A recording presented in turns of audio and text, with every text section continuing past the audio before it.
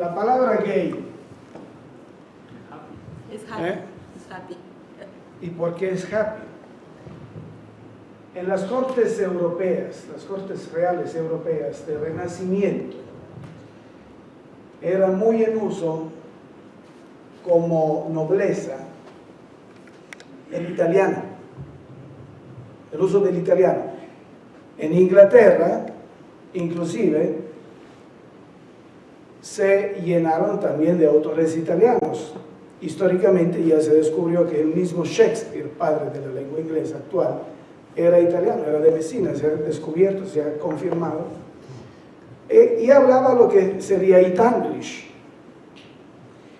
La palabra gay procede, y si van a ver el diccionario etimológico de la lengua inglesa, notarán que muchísimos, pero muchísimos, sustantivos proceden del italiano renacimiental y también del francés. La palabra gay es exactamente una de ellas, procede de la raíz italiana gallo o gaia, según el género. Y gallo o gaia quiere decir feliz. Una persona feliz, alegre, es gaia. La gaiezza es la felicidad. Esa persona es gaia. Como padres, ¿tenemos que sentirnos mal si nuestros hijos son felices? Como padres. La cultura, vamos a poner a otro lado, porque hemos dicho que el factor, que sea bueno, que sea malo, es un factor sociocultural del momento. A nivel espiritual hay una explicación maravillosa de la homosexualidad, y vamos a hablar de ser homosexual, no gay.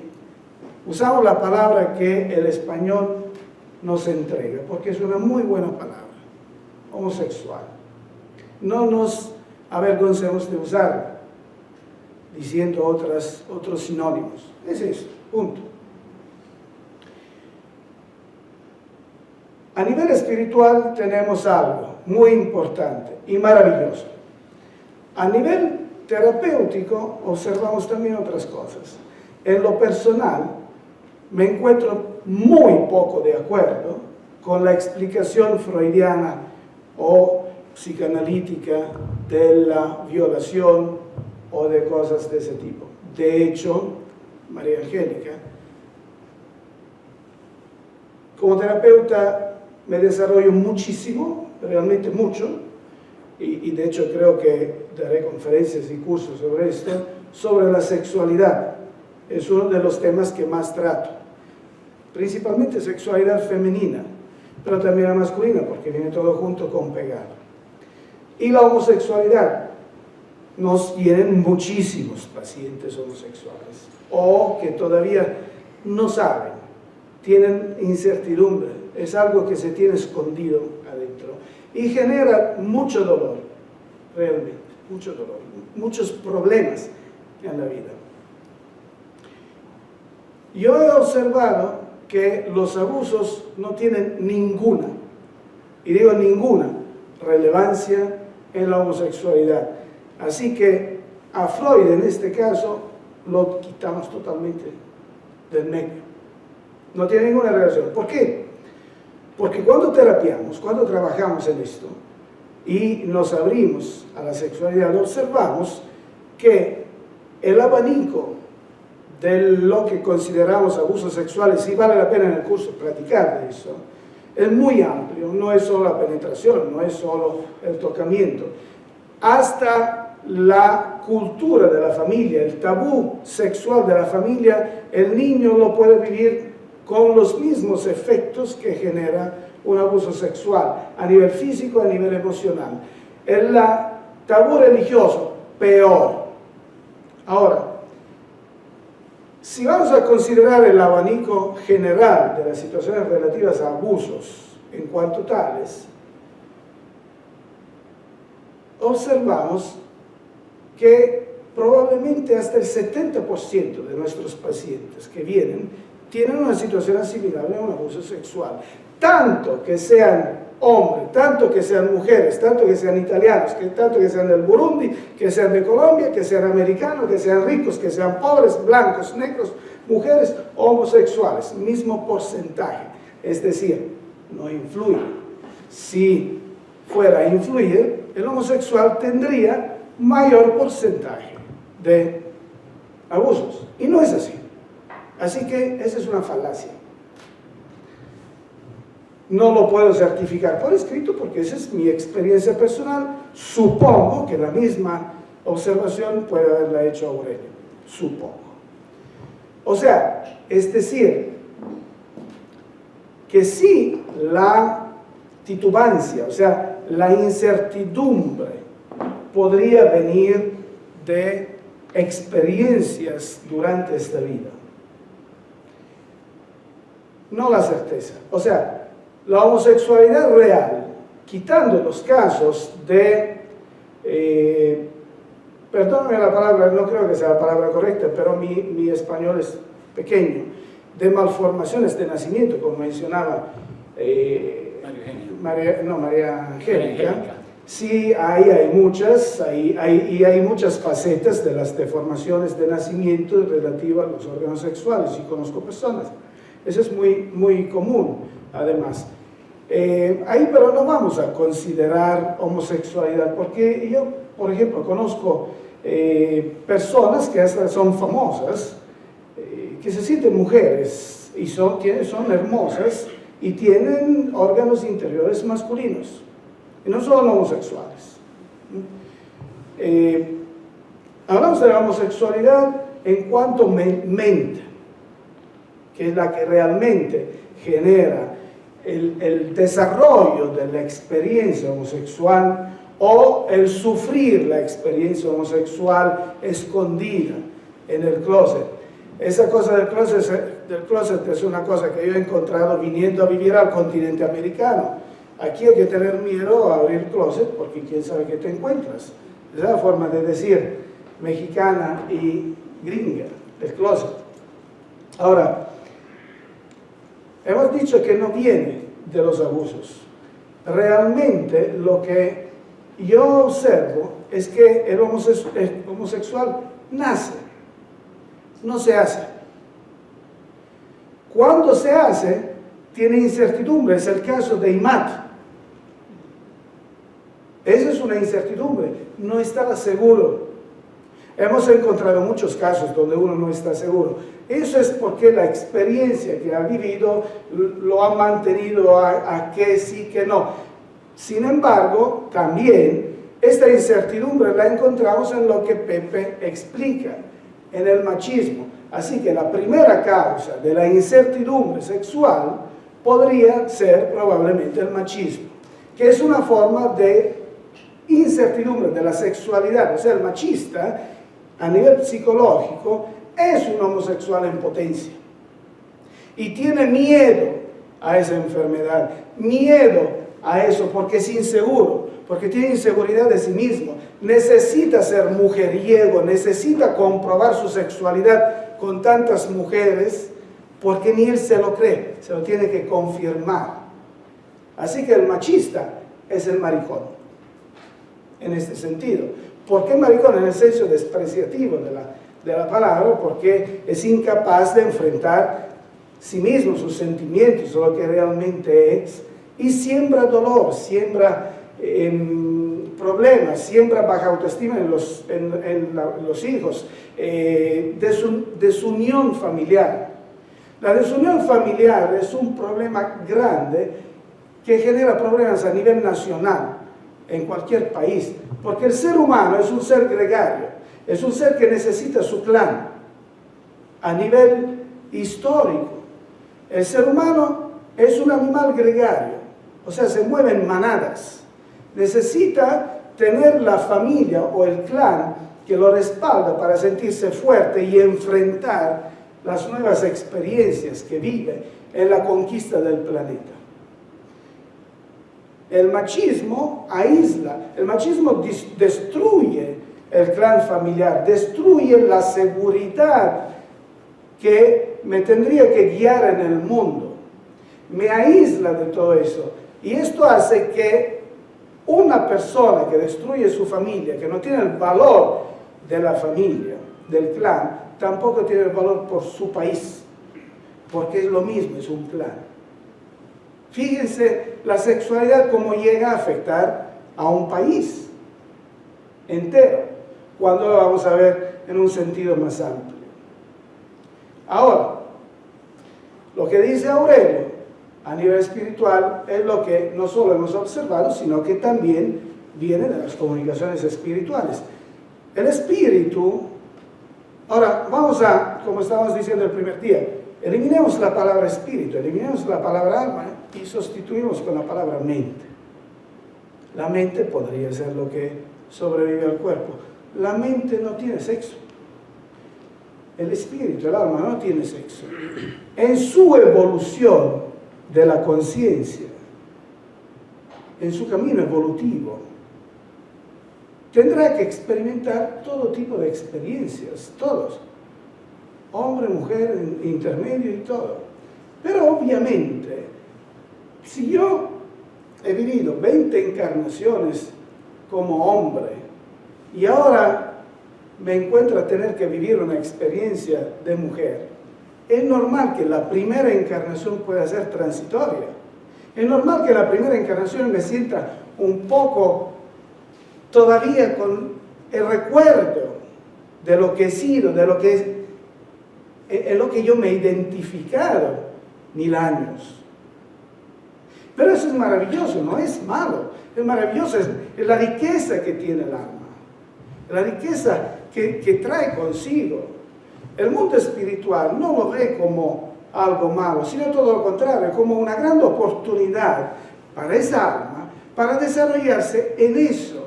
Porque si observamos bien y nos liberamos de preconceptos, esa fase intermedia del alma enriquece el alma de sentimientos, de sensaciones, de sensibilidad. El homosexual, que quieran o no quieran, tiene mayor sensibilidad en muchas cosas respecto al heterosexual. Siempre. Y ese es un grande mecanismo de evolución, no lo podemos ver como algo negativo. Nosotros como terapeutas primero tenemos que liberarnos de preconceptos. El paciente no viene con nosotros para que lo juzguemos, viene para que lo ayudemos. Y ahí estamos y somos muy ayudados espiritualmente para hacerlo. Así que liberemos nosotros de preconceptos.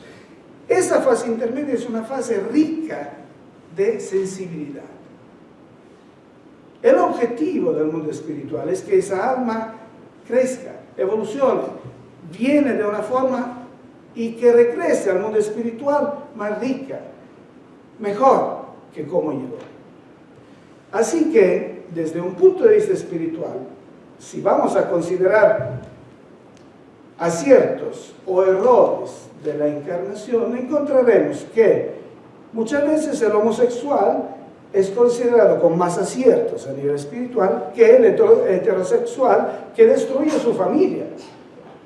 Para la sociedad es bueno, es el buenazo, porque el varón tiene muchas mujeres, pero está sembrando dolor, está sembrando incomprensión, está sembrando problemas. Eso tendrá que reparar.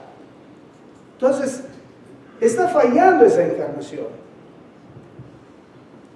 Claro, de eso vendrán otros aprendizajes para otros, pero ahí no lo está haciendo realmente como debería. Mientras el homosexual, que se acepta, acepta todo, vive plenamente su sexualidad de una forma sana, tranquila, sin ostentación, sin excesos. Pero recordemos que la ostentación y los excesos somos los heterosexuales que se los imponemos, y esa es una respuesta de rebeldía.